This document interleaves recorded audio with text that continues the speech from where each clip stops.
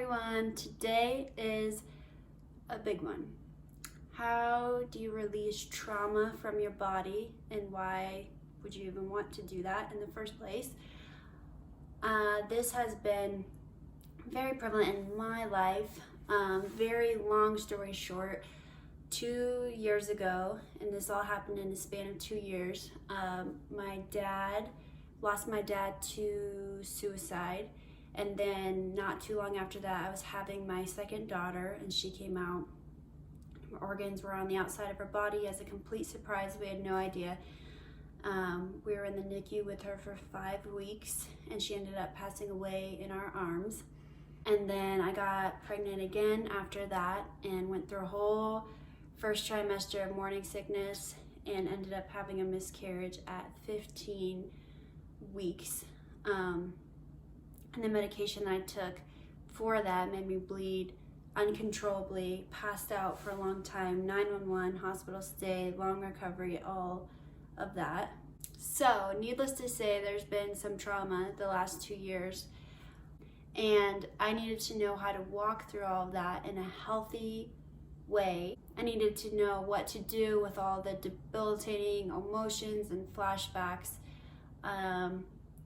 that come from going through tragedy and trauma and stress.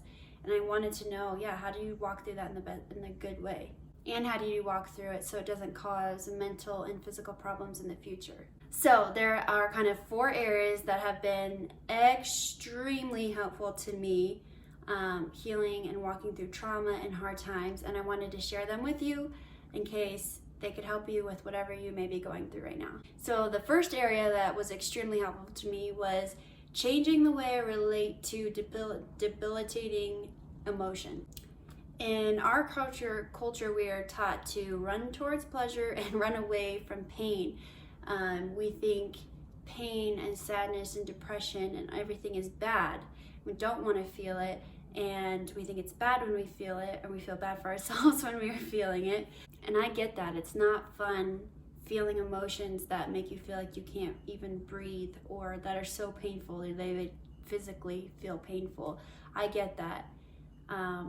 So I had to learn what to do with that. So the first thing to know is those are not bad. So stop labeling them as bad emotions. They are really important, actually. And to become a powerful person, you need to get really good at feeling hard things and being okay with it. So what actually makes hard things really hard is your resistance to feeling them. So you're feeling anxiety, depression, despair, and then you kind of are resisting, like, oh, I don't want to feel that, I shouldn't be feeling that, I need to do that. And that resistance is what's really making it painful. Just the acceptance and just observation of that what's happening, and you're just willing to be there and feel that and run towards it, it actually runs away from you. When you're trying not to run towards it, it's actually bigger and harder and feeling worse than it actually is. So when you go after it, it dissipates. Kind of a second part in changing the way we relate to emotions is, one, when tragedy, traumas, or even just stressful situations happen, you are going to want to distract yourself and numb out your pain and uncomfortable feelings as much as you can. So you're so vulnerable then that you're automatically want to go to social media more, or drink more, or eat more, or do any of the things that you do when you don't want to feel uncomfortable emotions. And the problem with that is the more you do that, the more that stuff is going to be stuck inside, and the longer your healing process is going to be, the more you're just going to keep feeling anxiety and depression and all that, because you're not letting it get out. You're just kind of blocking it in by distracting and numbing.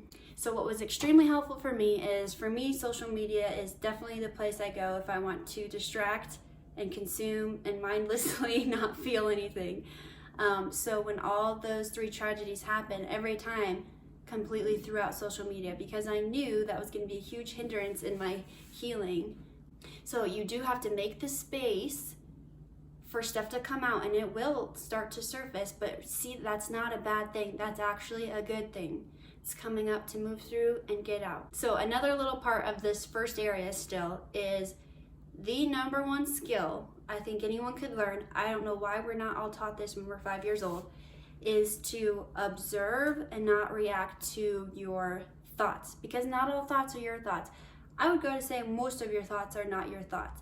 But when we are feeling and all these terrible, horrible thoughts are coming up, we get caught up in them and we believe them and we go down in the downward spiral. But if we can know that actually when tragedy and trauma and all those happen, the enemy is like a magnet with coming in with all the thoughts of destruction and life is hopeless and it's not worth it. And I feel those things. I've had those thoughts. And you know what saves me? If I didn't know this step right here, I would have gotten completely lost in them and thinking, oh, life isn't worth it. I am depressed, all that. But I was able to have the awareness of, I'm not my thoughts. I'm the one witnessing my thoughts. Oh, I'm having thoughts come up right now that, why is life so hard? It's not worth it. This is not true. Like, I can just witness it and it doesn't have to take me out.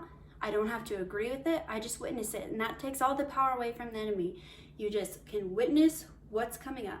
Okay, so the second area that has been extremely helpful is energy psychology.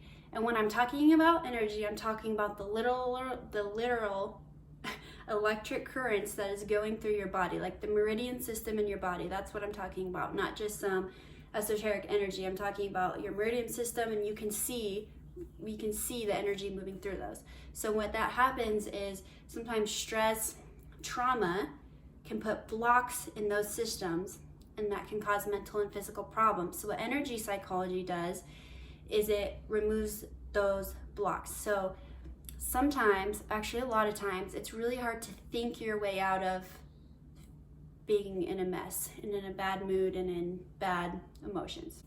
So that's when you use your body to change your mind. Your mind and body are connected, so what happens to your body happens to your mind, and what happens to your mind happens to your body. So you can intentionally use your body to change your mind. So types of energy psychology are EMDR, thought field therapy, Splankna, EFT, emotion code. And the best way I can explain energy psychology is, say you're on a road and you pull up on rocks that have fallen down from the mountain and that are blocking the road. You can talk about the rocks, you can talk about what they look like, how they got there, how they make you feel. You can talk about them, but you can even try to find another way around them, but that's not actually removing them from the road. And so what energy psychology does is it actually removes those blocks from the road. And this is especially important in trauma, because even if you think you're mentally okay and healed from it, sometimes your body still holds on to those cellular memories and holds on to that trauma. So energy psychology will remove that trauma from your body and your subconscious so that it's not influencing you. And you'll notice a big difference, because moments that when you thought back on them used to really trigger you and bring up flashbacks and everything, that emotional charge is gone. So that's what energy psychology does. All right, so the third area that's been extremely helpful is knowing and realizing that the spiritual realm is very real, and it affects the physical realm. It affects your mind and it affects your body. So when trauma has happened, or when you're in a stressful situation or whatever, we kind of need to go to the courtrooms of heaven and make sure we clear and remove things and close doors that could have been open that are causing issues. This is another one I can make a whole nother deal on. But the courts of heaven resources and books are great if you want to dive more into this, along with some other things. Ask me if you want to know. The biggest parts in a clearing kind of prayer are, one, repent or forgive. So you really need to think about, okay, in this instance, in my life in general, like, is there anything I need to repent from? Because that actually that just holds you down. Repenting actually just sets you free. It's not something you have to do. It's actually for you. So is there anything I need to repent on? And is there anyone I need to forgive or release, like repent from bitterness, envy, unforgiveness? And who do I need to forgive? Because bitterness, unforgiveness, envy, sin, lust, all of that can cause physical, mental problems in you. So think of just about first, who do you repent? Forgive. Second, then you remove that. So you remove the spirit of trauma, the spirit of fear. You just remove anything that could have gotten in. And then you replace it. So the 3 R's: remove, replace, refill with Yeshua's blood, Jesus' healing blood, Dunamis healing power. This is actually doing way more than we understand. And I think working more and clearing stuff in the spiritual realm really does help you mentally and physically. Okay, the last step that has helped me incredibly is realizing that, I mean, you hear a lot about how stress, trauma, tragedy is really bad for you and your mind, and how it changes your mind and your body and your life and your thinking. And obviously it does affect you, but what you need to know is that going through all that can actually give you more than it takes away. And I know you're saying losing a parent and a child, how could you say that? But this is what happens. Some of the greatest people in history, and even in today, that are making a huge difference in the darkness of the world and just doing amazing things, have been through incredibly hard trials and fires. But they've used those fires to burn away what has been holding them back and to strengthen and refine what needs to be strengthened. So each fire is an incredible opportunity to get closer to God than you ever have before in your life, because you're desperate. Like, you need him or you can't live, basically. That's how I felt. So when you spend more time seeking him and his word that you didn't do before, amazing things start to happen.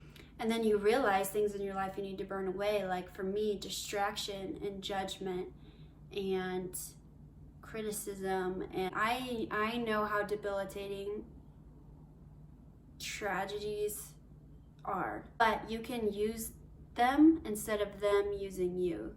You use them and you learn how to face and move through emotions that feel like they're going to kill you.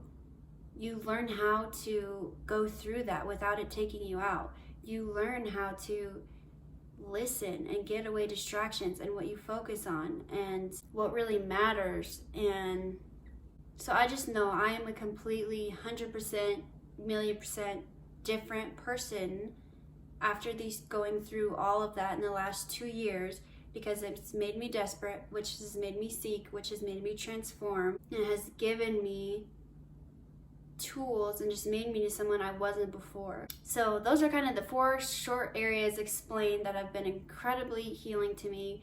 One, just changing the way you're perceiving and relating to everything that's going on. There's nothing wrong with you. It's actually can make you into an incredibly powerful person. So just something I have to keep telling myself a lot is I am awesome at feeling hard things. And when they come up, not distracting or numbing, but either doing something with my body to change my mind, or having a sacred moment with God, allowing him to do heart surgery and take what needs to be gone and giving me something in replace to make me better off than I was before, because that's what he wants.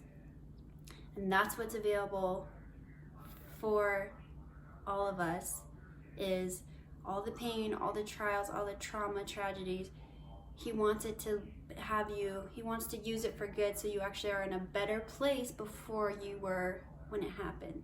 So if you're going through something incredibly hard right now, just know it's okay to feel really hard things. It's actually what's going to make you a really powerful person.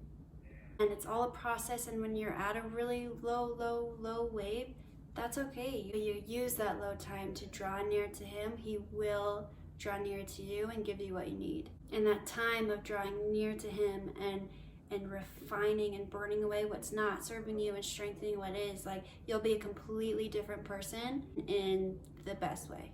So I love you. Hear my daughter. I love you, and I will see you next time.